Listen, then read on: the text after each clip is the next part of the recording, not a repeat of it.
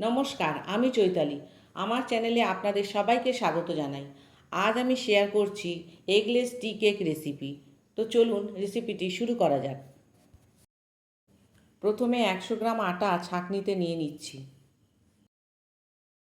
তারপর 1 চা চামচ বেকিং পাউডার, 1/4 চা চামচ বেকিং সোডা আর 1 চিমটি নুন দিয়ে ভালো করে চেলে নেব। সব শুকনো উপকরণ আমি একসঙ্গে চেলে নিয়েছি।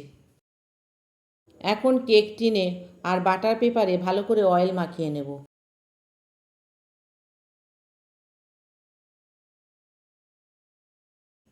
এবার একটা কাঁচের বোলের মধ্যে 100 গ্রাম টক দই আর 70 গ্রাম গুঁড়ো গুড় নিয়ে নিয়েছি। গুড় প্রায় গলে যাওয়া পর্যন্ত ফেটিয়ে নিতে হবে। এরপর 25 গ্রাম রাইস ব্র্যান অয়েল আর হাফ চা চামচ ভ্যানিলা এসেন্স দিয়ে আরও 1 মিনিট ফেটিয়ে নেব। ফেটানো হয়ে গেলে চেলে রাখা আটা দুভাগে দিয়ে আলতো করে মিশিয়ে নিতে হবে। খুব জোরে মেশানো যাবে না। দ্বিতীয় ভাগটাও দিয়ে দিলাম। বেশি জোরে মেশালে কেক ততটা নরম ও স্পঞ্জি নাও হতে পারে। প্রয়োজনে অল্প অল্প দুধ মিশিয়ে ব্যাটারের কনসিস্টেন্সি ঠিক করে নিতে হবে। এই সময় হ্যান্ড হুইস্ক ব্যবহার করব না।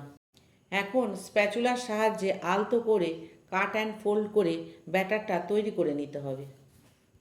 যদি ব্যাটার ঘন লাগে তাহলে অল্প অল্প করে দুধ মিশিয়ে আবার আলতো করে কাট অ্যান্ড ফোল্ড করতে হবে। এবার কেক টিনে ব্যাটারটা ঢেলে নেব। ব্যাটারের কনসিস্টেন্সি এমন হবে যাতে রিবনের মতো ধীরে ধীরে পড়ে।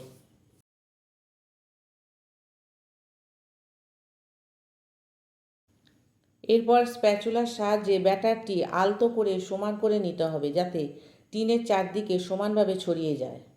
আর ওপরটাও স্প্যাচুলা দিয়ে আলতো করে সমান করে নেব। এবার টিনটি হালকা 2-3 বার ট্যাপ করে নিতে হবে যাতে বড় এয়ার বাবল বেরিয়ে যায়।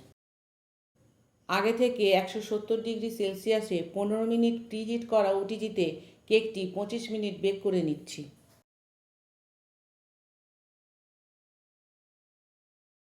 বেক করা হয়ে গেছে, এখন কেকটি বের করে নিলাম। কাঠি দিয়ে চেক করে নিলাম, কোনো ব্যাটার লেগে নেই, তার মানে কেক তৈরি হয়ে গেছে। কেকটি 15 মিনিট ঠান্ডা করে নিয়ে এবার টিন থেকে ডিমোল্ড করে নিচ্ছি।